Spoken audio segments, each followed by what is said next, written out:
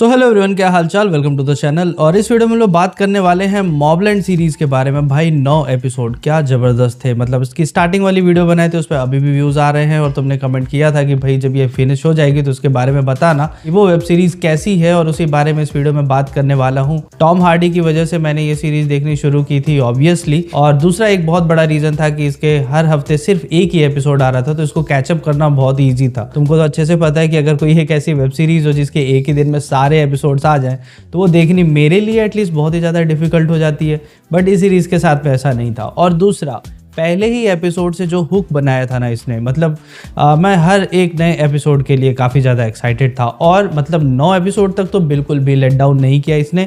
अगर तुमको इसके बारे में कोई भी आइडिया नहीं है तो मैं तुमको बता दूं कि ये जियो हॉटस्टार पे अवेलेबल है। इसकी रेटिंग IMDb पे बहुत ज़बरदस्त है, 8.5 की rating out of 10, but रॉटन tomatoes पे इसका स्कोर है 76% का। तो इन दोनों में काफ़ी ज़्यादा डिफरेंस है, और उसका रीज़न क्या हो सकता है इस बारे में इस वीडियो में मैं बात करूंगा। कोशिश करूंगा कि तुम्हें कोई ऐसा स्पॉइलर ना दूं कि अगर तुम्हारा प्लान बन रहा है मॉबलैंड देखने का तो वो बेकार हो जाए। स्टोरी के बैकड्रॉप के बारे में अगर बात करूं तो ये स्टोरी सेंटर्ड है लंदन में, और वहां पे 2 माफिया फैमिलीज जिसमें हैरिगन्स और स्टीवेंसन्स ये दोनों ही काम करते हैं। हैरिगन्स के टॉप पे है कॉनरैड, यानी जिसका रोल प्ले किया है पियर्स ब्रॉसनन ने, और दूसरी तरफ है स्टीवेंसन फैमिली जिसको लीड करने का काम कर रहा है रिची स्टीवेंसन का कैरेक्टर। पहले ही एपिसोड में हमको ये देखने को मिलता है कि हैरिगन फैमिली और स्टीवेंसन फैमिली के जो यंग ब्लड है, यानी कि एडी और चार्ली, ये दोनों ही एक नाइट क्लब में जाते हैं। कुछ वहां पे बवाल हो जाता है और उसके बाद से चार्ली जो है वो गायब हो जाता है, और ऑडियंस को ये जरूर समझ में आ जाता है कि चार्ली के साथ कुछ तो बहुत ही ज्यादा गड़बड़ हो गया है। आगे के एपिसोड्स में ये चीज फोल्ड आउट होती है कि किस तरीके से एडी ने चार्ली को मार डाला,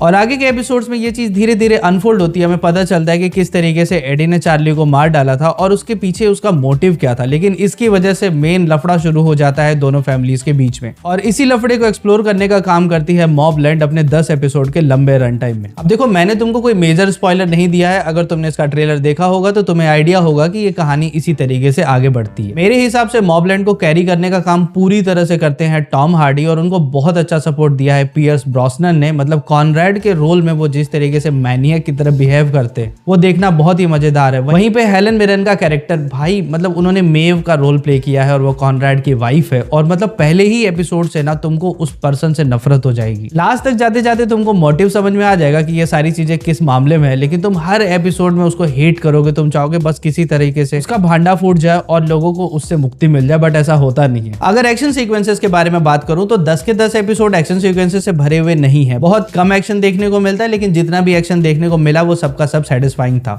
सिनेमेटोग्राफी काफी कमाल की है, और तुमको देखने के बाद समझ में आ जाता है कि तुम एक बढ़िया बजट की वेब सीरीज देख रहे हो। लेकिन अब बात करते हैं कि रॉटन टोमेटोज पे इसका स्कोर 76% का ही क्यों है, और मेरे हिसाब से इसका जो सबसे बड़ा रीजन है वो है इसका 10th एपिसोड। बिकॉज 9 बेहतरीन एपिसोड्स के बाद में मैं एक्सपेक्ट कर रहा था कि इसका फिनाले जो होगा वो बहुत बेहतरीन और बहुत ओवर द टॉप होगा, लेकिन ऐसा नहीं हुआ। हाँ, वो जो कुछ भी चीजें मतलब निपटाई जानी थी वो सब कुछ निपटाई गई, लेकिन एज एन ऑडियंस मुझे जितना सेटिस्फैक्शन मिलना चाहिए था लास्ट एपिसोड से उतना मुझे नहीं मिला। और फिर मैंने थोड़ा बहुत इंटरनेट पे रिव्यूज वगैरह चेक किया, और वहां पे देखने के बाद मुझे भी यही समझ में आया कि बहुत सारे लोग लास्ट एपिसोड से काफी हद तक डिसअपॉइंटेड थे। लेकिन सिर्फ एक एपिसोड के लिए अगर बढ़िया 9 एपिसोड छोड़ दिए जाए तो ये बिल्कुल समझदारी नहीं होगी। मेरे हिसाब से तो मैं मॉबलैंड जरूर देखनी चाहिए। इसका सीजन 2 जो है वो डेवलपमेंट में है और बहुत जल्दी आएगा। बस ये कंफर्म नहीं है कि टॉम हार्डी का कैरेक्टर जो है वो वापस आ रहा है कि नहीं। उसके लिए तो हमें सीजन 2 के प्रॉपर ऑफिशियल अनाउंसमेंट का वेट करना पड़ेगा। बहुत सारे नए कैरेक्टर्स इन्वॉल्व होने वाले हैं, और साथ में इसका जो दायरा है वो लंदन के बाहर बढ़ने वाला है। ओवरऑल मैं रेट करूंगा मॉबलैंड सीरीज को 3.5 आउट ऑफ 5 स्टार्स। ये एक बहुत ही फन सीरीज थी। अगर तुमको बढ़िया माफिया बेस्ड वेब सीरीज देखनी है तो मॉबलैंड तुम्हारी आजकल की फर्स्ट चॉइस होनी चाहिए। इसके 9 एपिसोड, एक बार दोबारा कह रहा हूँ, बेहतरीन है, बट लास्ट एपिसोड में अपनी एक्सपेक्टेशंस थोड़ी सी लो रखना, तुम्हें बहुत पसंद आएगा। बाकी इस वीडियो को यहाँ तक देखने के लिए थैंक यू सो मच। एक काम और है, चैनल को सब्सक्राइब करना, वीडियो को लाइक कर देना, कमेंट्स में बताना कि क्या तुमने मॉबलैंड देखी है, और अगर देखी है तो कौन से एपिसोड तक देख चुके हो। अगर फिनिश कर दिया है तो तुम्हें कैसी लगी, मैं तुम्हारे कमेंट्स का वेट करूंगा। बाकी take care and bye bye.